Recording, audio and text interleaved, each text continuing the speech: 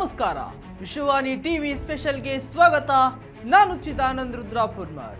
ಈ ಬಾರಿಯ IPL cup ಯಾರಿಗೆಂದು ಭವಿಷ್ಯ ನುಡಿದ ABD RCB ಪ್ಲೇಯಿಂಗ್ 11 ಬಗ್ಗೆ ಮಿಸ್ಟರ್ 360 ಹೇಳಿದ್ದೇನು?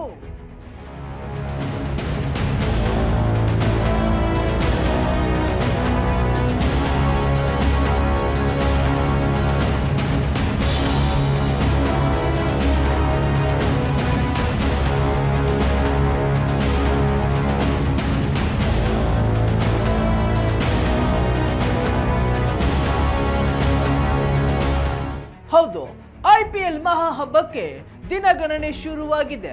2 ದಿನ ಕಳೆದರೆ ಸಾಕು, ರಂಗು ರಂಗಿನ ಕಲರ್ಫುಲ್ ಆಟ ಕಿಕ್ಕೇರಿಸಲಿದೆ.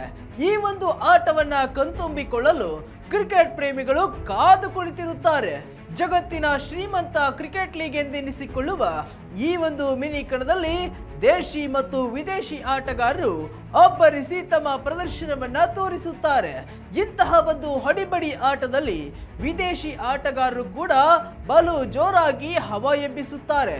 ಅದರಲ್ಲೂ ನಮ್ಮ RCBಯ ಆಪತ್ ಬಾಂಧವ ಎಂದು ಕರೆಸಿಕೊಂಡಿದ್ದ ABD ರನ್ ಮಳೆಯನ್ನೇ ಹರಿಸುತ್ತಿದ್ದರು. ಅವರನ್ನ ಮತ್ತು ಅವರ ಬ್ಯಾಟಿಂಗ್ ಅನ್ನ ಪ್ರೀತಿಸುವ ಕೋಟಿ ಕೋಟಿ ಅಭಿಮಾನಿಗಳು ನಮ್ಮ ಭಾರತದಲ್ಲಿದ್ದಾರೆ ಮತ್ತು ಕರ್ನಾಟಕದಲ್ಲಿದ್ದಾರೆ. ಈಗ ಈ ಸೀಸನ್ ಟ್ರೋಫಿ ಯಾರ ಪಾಲಾಗಲಿದೆ ಎಂಬುದರ ಬಗ್ಗೆ ಭವಿಷ್ಯ ನುಡಿದಿದ್ದಾರೆ ABD.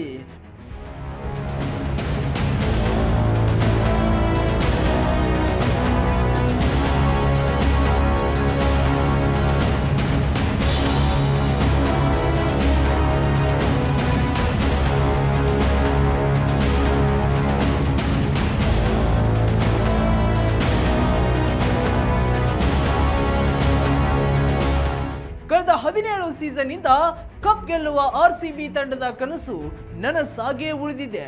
ಕಳೆದ 17 ಸೀಸನ್ಗಳಲ್ಲಿ 3 ಬಾರಿ ಫೈನಲ್ ಪ್ರವೇಶಿಸಿದ್ರು ನಮ್ಮ ಬೆಂಗಳೂರು ಹುಡುಗರು ಟ್ರೋಫಿಗೆ ಮುತ್ತಿಕ್ಕಲು ಸಾಧ್ಯವಾಗಿಲ್ಲ. ಇದೀಗ 18ನೇ ಸೀಸನ್ ಹೊಸ್ತಿಲಲ್ಲಿದ್ದೇವೆ. ಇತ್ತ IPL ಸೀಸನ್ 18 ಆರಂಭಕ್ಕೂ ಮುನ್ನವೇ ಈ ಬಾರಿ ಕಪ್ ಗೆಲ್ಲುವ ತಂಡ ಯಾವುದೆಂದು ABD ವಿಲಿಯರ್ಸ್ ಹೇಳಿದ್ದಾರೆ. ಈ ಬಾರಿ ರಾಯಲ್ ಚಾಲೆಂಜರ್ಸ್ ಬೆಂಗಳೂರು ತಂಡ ಬಲಿಷ್ಠವಾಗಿದೆ. ಅದರಲ್ಲೂ ಪ್ಲೇಯಿಂಗ್ 11 ತುಂಬಾ ಸಮತೋಲನದಿಂದ ಕೂಡಿದೆ. ಹಾಗಾಗಿ ಬೆಂಗಳೂರು ತಂಡ ಈ ಬಾರಿ ಟ್ರೋಫಿ ಮೇಲೆತ್ತಲಿದೆ ಎಂಬ ವಿಶ್ವಾಸವಿದೆ ಎಂದಿದ್ದಾರೆ. ಬ್ಯಾಟಿಂಗ್ ಕೂಡ ತುಂಬಾ ಬಲಿಷ್ಠವಾಗಿದ್ದು ಆರಂಭಿಕರಾಗಿ ವಿರಾಟ್ ಮತ್ತು ಸಾಲ್ಟ್ ಅಬ್ಬರದ ಬ್ಯಾಟಿಂಗ್ ಮಾಡಲಿದ್ದಾರೆ. ಇನ್ನು ಬೌಲಿಂಗ್ ಅಷ್ಟೇ ಉತ್ತಮವಾಗಿದೆ.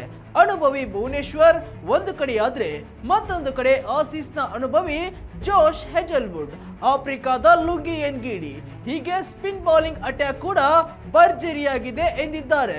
ಮತ್ತು ಆಲ್ರೌಂಡರ್ ಆಗಿ ಕೃಣಾಲ್ ಪಾಂಡ್ಯ ಕೂಡ ಬಂದಿದ್ದು ತಂಡ ಸಮತೋಲನದಿಂದ ಕೂಡಿದೆ ಎಂದಿದ್ದಾರೆ. ಹೀಗೆ RCB ಈ ಬಾರಿ ಟ್ರೋಫಿ ಗೆಲ್ಲುವ ಬಗ್ಗೆ ವಿಶ್ವಾಸದ ಮಾತುಗಳನ್ನಾಡಿದ್ದಾರೆ ABD ನಮ್ಮ RCB ತಂಡದಲ್ಲಿದ್ದಾಗ ಅವರ ಆಟ ಯಾವ ರೀತಿ ಎಂಬುದರ ಬಗ್ಗೆ ವರ್ಣನೆ ಮಾಡಕ್ಕಾಗಲ್ಲ. ಮಿಡಲ್ ಆರ್ಡರ್ ಬ್ಯಾಟಿಂಗ್ ನಲ್ಲಿ ಬಂದು ಪಂದ್ಯದ ಫಲಿತಾಂಶವನ್ನೇ ಅದಲು ಬದಲು ಮಾಡುತ್ತಿದ್ದರು ABD.